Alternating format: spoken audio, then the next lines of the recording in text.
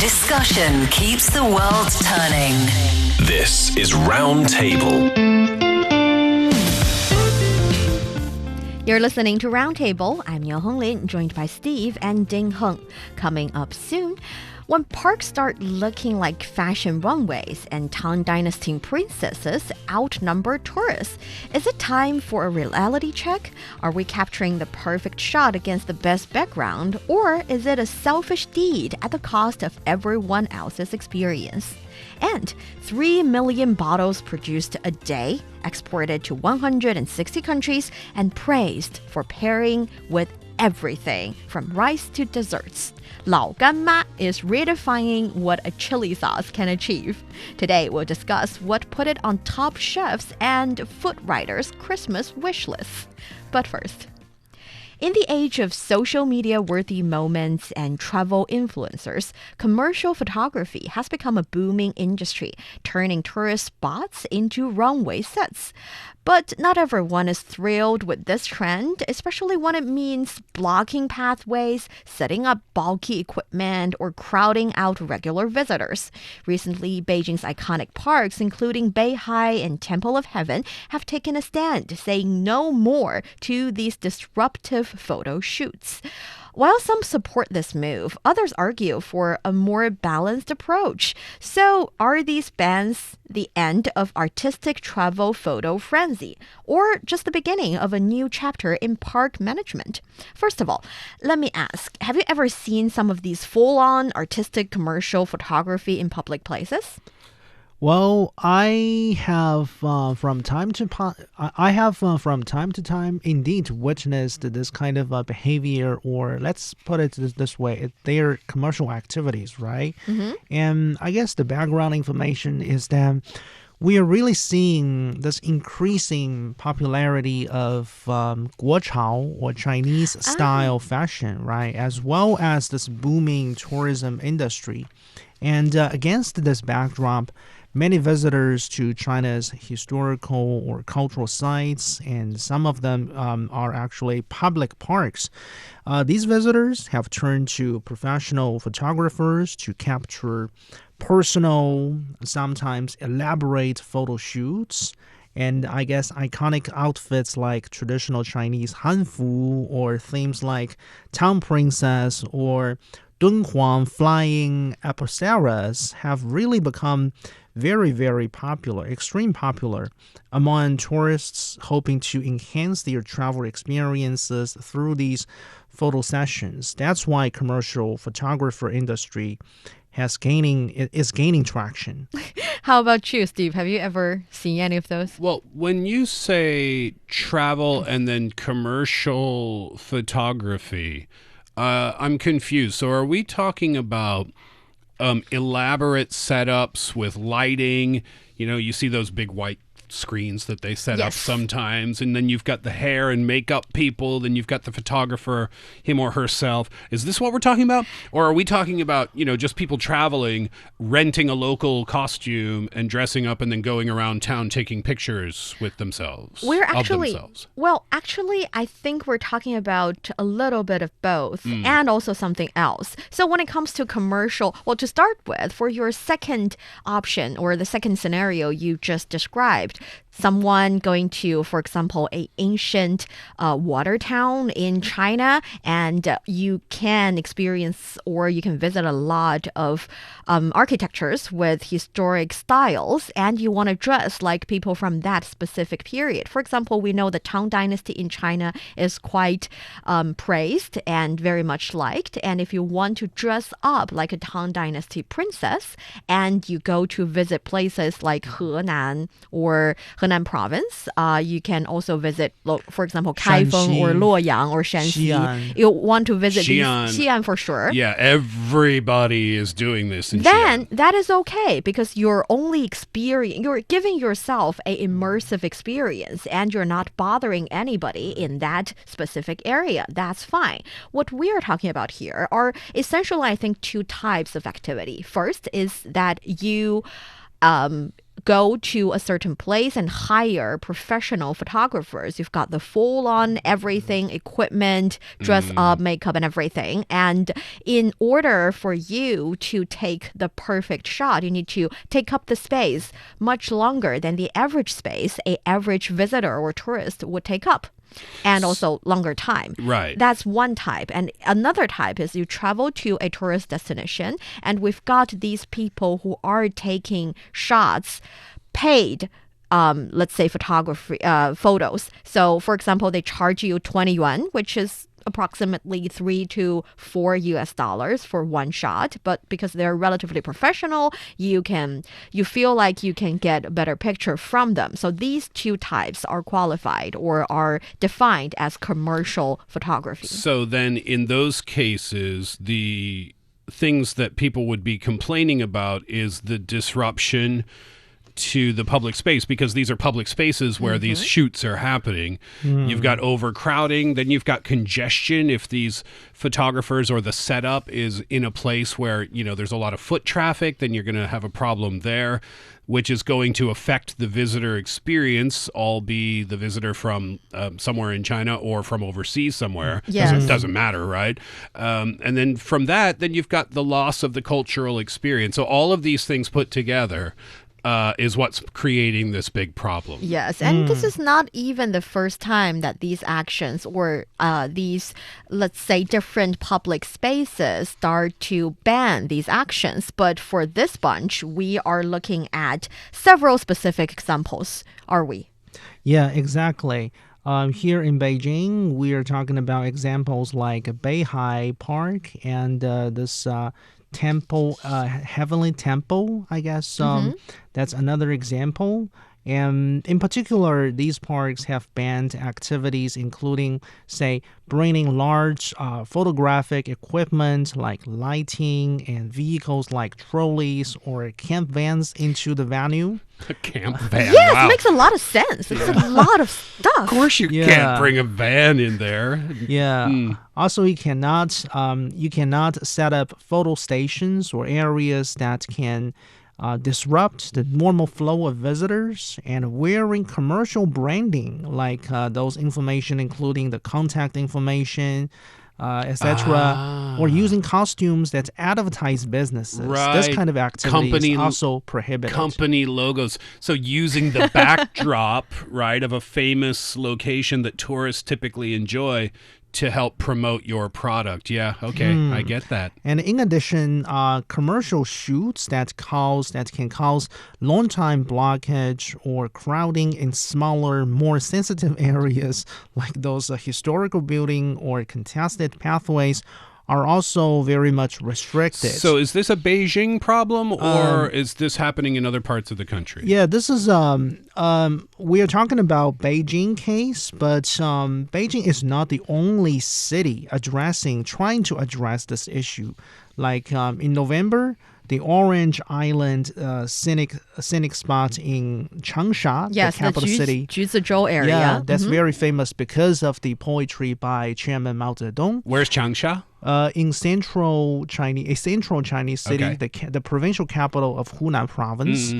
That location basically faced the issues of some unauthorized commercial shoots. So as a result, cameras used for such kind of activities were banned, and in some cases they were confiscated by local authorities when they investigated. Yes, this is the case I explained as the second category, because if you're in a historic setting, then you want the full dress up and everything to take quote-unquote professional artistic shots. Yet in these places, for those of you who are not familiar with the Juzhou area or tourist destination, you can understand it as the Chinese version of the Mount Rushmore National Memorial, the Chinese version. You've got the Chairman Mao's Chairman Mao's sculpture and everything.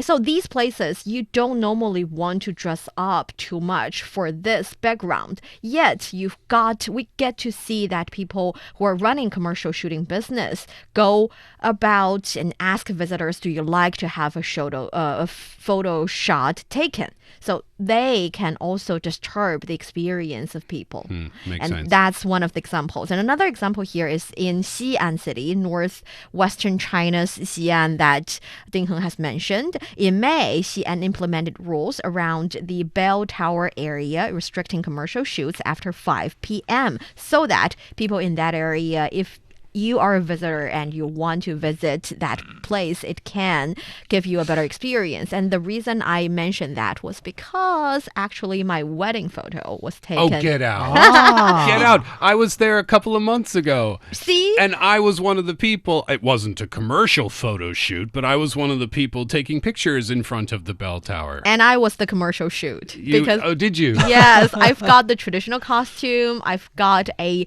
really large red dress. It was my wedding photo, and it was several years ago when this kind of activity was not that rampant. And I have to say, although on my defense, I didn't interrupt visitors. I even attracted several visitors taking photos. You were the of me. tourist attraction. That was, but definitely because I do remember the equipment and a lot of stuff, and have to basically occupy the area for a longer period of time because of the posing, the lighting, you have to throw your dress in the air and waiting for it to fall down to the perfect position and everything. And now, see, this is why these types of restrictions make sense. You know, in Xi'an, it's after 5 p.m. I've been to that bell tower area.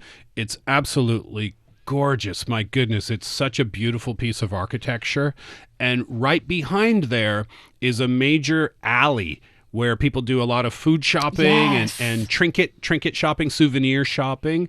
And you had your wonderful, beautiful wedding photos taken there. But if 10 other people, 20 other people are doing that at the same time, that's a really highly congested area. There's so many people there for the night market. So that's why they have to put these types of rules in place. Yeah. And the only reason that we chose, well, not the only reason, one of the reasons we chose Xi'an was because in Beijing, even at that time, it was hard to find a background like that allows these commercial photography. That's why I said this is not the first time we do this.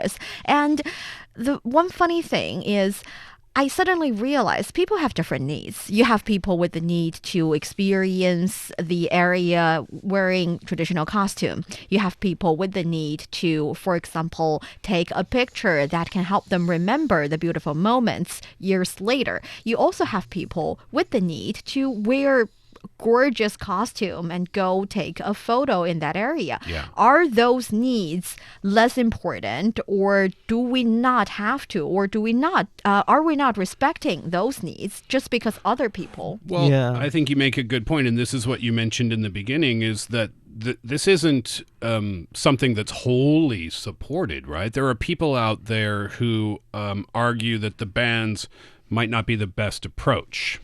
Yeah, because from a little bit of philosophical sense, I guess public management or public policy is essentially about striking a balance. Park management or management of those historical tourism spots is no exception in this regard. So there really needs to be a balance between catering to the commercial need and taking care of the public need too. So to entirely kill the commercial photography industry is definitely not the answer, because those activities, to say the least, they bring traffic, they bring revenues to those sites and historical sites as well. So I guess despite the efforts to regulate those commercial photography, some people will argue that the entire bans may not be the best answer. They say there needs to be more nuanced, flexible system to regulate everything. Which I think is a pretty easy fix, right? An appointment-based system where you let the park know or the attraction know that you're coming on that particular day, so that you can arrange things properly. You're not going to get security coming over to you. So it's better for having that type of system is better for everyone. It's better for the parks. It's better for the tourists who are there. And it's better for the people who are conducting the shoots because they know that they can do it without bothering anybody. There's another fun solution that I personally experienced for the same photo shooting of my wedding photo day. Actually, I experienced 4 different costumes, and one of those costumes were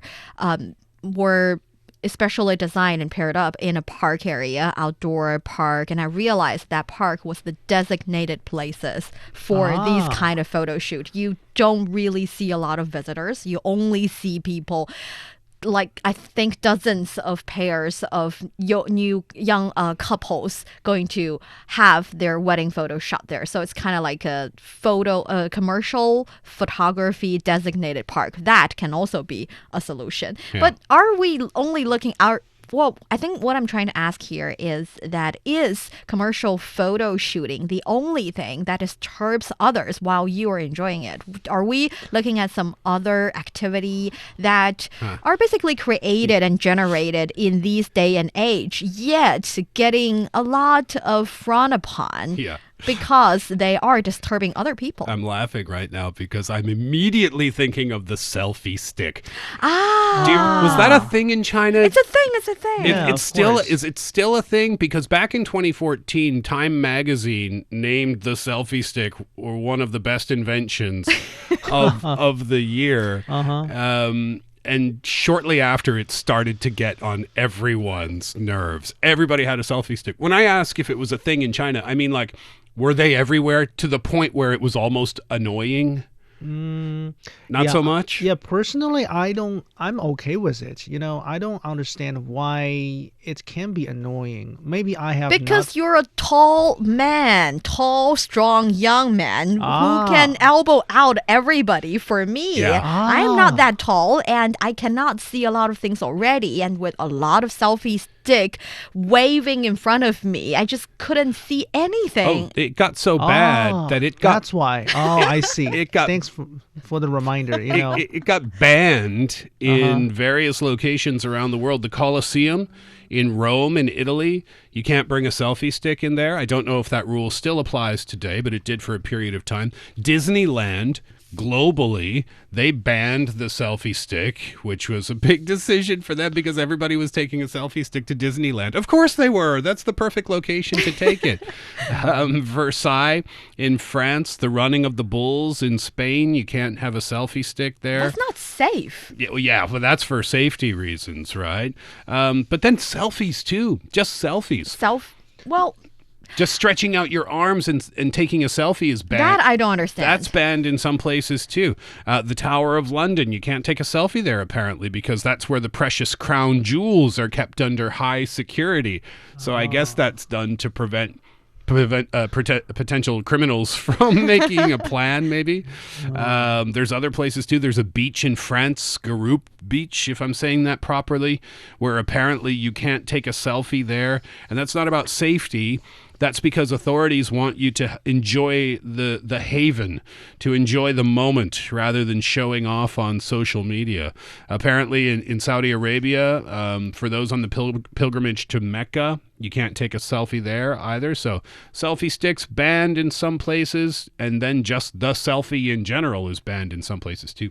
Well, I think at the end of the day, of course, different parks or city managers can decide whether or not or where to strike a balance between respecting everybody's wishes and having more people enjoying the public spaces. After all, public is one of the key words here. Yet, as an individual, we can also make a choice. We can choose not to disrupt others. We can choose not to talk so loud in libraries or in museums. And we can choose not to stick our selfie stick into short yet independent, strong women's face so that they can enjoy the world as well. So after today's discussion, let me know, what do you think? Should public spaces serve as platforms for creativity and commerce, or should they remain sanctuaries for shared, uninterrupted experiences? Because at the end of the day, I think it's a reflection of societal priorities. So let us know, what do you think in the comment area?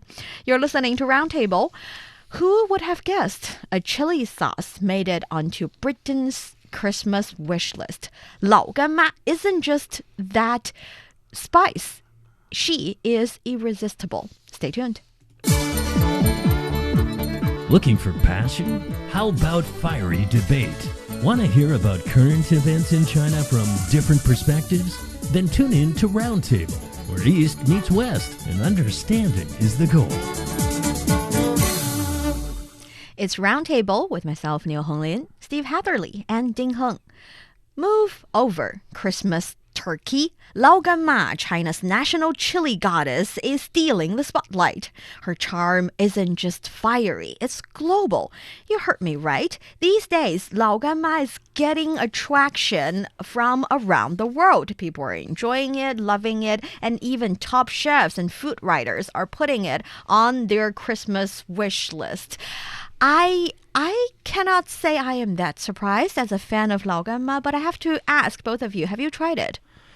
For sure, Lao Gan Ma crispy chili in oil is one of my favorite condiments or Chinese condiments, Chinese style. It is basically good just with everything, ranging from rice, steamed bread, meat, fish. Pizza. Have you tried also? Vegetable. Yeah, so that is very interesting, Ding Heng, because I want to ask you, if you claim as a Lao Gan Ma fan, do you know actually there are different flavors of the Lao Gan Ma chili sauce? Yeah, exactly. They have the bean-themed flavor. They have the chicken-themed flavor, the beef-themed flavor, For different the flavors. Yes, right? for the chicken and beef flavor, you can actually get chicken and beef in the sauce. Yes. Small pieces, right? Small pieces, and there are ones with peanuts in it. I love the peanut ones. Yeah. And there's also the very that was great. and there's also very chewy and spicy and crunchy even. 香脆油辣椒. Yeah, It's also dried the, tofu. yes. So a lot of different types. Do you want to hear a little cute story I found on the internet about Yes. the peanut version? So in 2003, there was an American couple from North Carolina on vacation in China, and they discovered at a local grocery store Lao Gan Ma sauce, chili sauce, for the first time.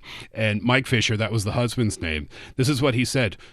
I saw it and I thought it looked unusual because in America, all the faces on product labels have big smiles. But not Lao Gan Ma. That woman has a very serious face. So they were curious, so they bought a bottle of it and they had it with some pot stickers. And they immediately fell in love with the flavor. Wow. And he said best of all were the little crunchy bits of peanuts, which are like bullet shrapnel somehow. And he said that he's the gentleman, and his wife loves the little peanut parts. So he picks out the peanut parts when he comes back to China every once in a while, and he always picks up about 10 bottles of the stuff. And he says he picks out the little peanut parts and gives them to his wife. And he said that's when she knows I love her, because that's her favorite. That's her favorite part. Oh, Merry Christmas. So one thing I can share, or some of my personal observation have about Lao Gan Ma, is that the hometown of Lao Gan Ma is, of course, the western or the southwestern Chinese province of Guizhou, where the local food is known to be very spicy. However, when I check with some of my local friends over there, they would tell me that they rarely eat Lao Gan Ma over there because in their eyes, Lao Gan Ma is not spicy enough. So they would prefer spicier choices, similar choices that are available locally. But going beyond Guizhou, Lao Gan Ma has been such an amazing, wonderful success story. Maybe partly because of its degraded spicy level, because not everybody else is capable of eating spicy food as Guizhou people do. But really putting away this debate regarding whether Lao Gan Ma is spicy enough, its flavor, its taste is really representing a kind of typical, authentic Guizhou style that somehow is almost universally appealing. Yes, I can give you 10 reasons why Lao Gan Ma is a standout in cross-cultural culinary adoption. Yet, I'm not the perfect speaker for this because, Steve, you've tried it and you're supposed to be having a Western taste. So, for those who have never tried Lao Gan Ma, tell them why should they try? Well, you've got the oil flavor, right? The spicy chili oil. Then you've got the spicy, crunchy chili flakes. And then depending on what, variation of the sauce you get. I've only had the one. I think the one with the peanuts in it, the little crunchy peanuts in there. So it's just a unique flavor that you don't find in America or in Canada or probably other Western countries, the UK. I don't think they're known for spicy food, right? So even though in Canada and America we have hot sauce, hot chicken wing sauce and things like that, this is a different flavor. It's a different kind of spice. It's very unique and it is delicious. And from a marketing point of view, I've never met her. I don't know if she's angry all the time, but having her face look like that on the label is absolute genius, because look at that American couple. The label alone made them stop and pick up a bottle and try it. And that's such a unique and fun idea, too. Talking about fun, actually, if you think about a chili sauce, of course, pizza, noodle, dumpling, sure. But apparently, because of the popularity of this chili sauce, people started doing experiments and try new, let's say, combo of foods to just put them together.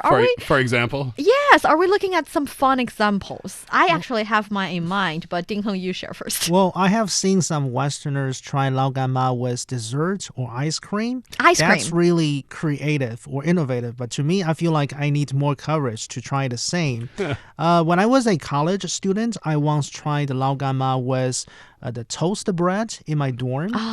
It was good in general, but compared to the Chinese mantou, steamed bread, I would prefer Lao Gan Ma with steamed bread. You're very conventional when it comes to this chili sauce. I have tried ice cream. It was good. It's just a different type of feeling. And unlike other chili sauce that are relatively smooth, I think Lao Gan Ma is more crunchy and chewy so that you can have something to chew on and it add a little bit of flavor to ice cream. Did you know there's a Facebook appreciation group for Lao Gan Ma?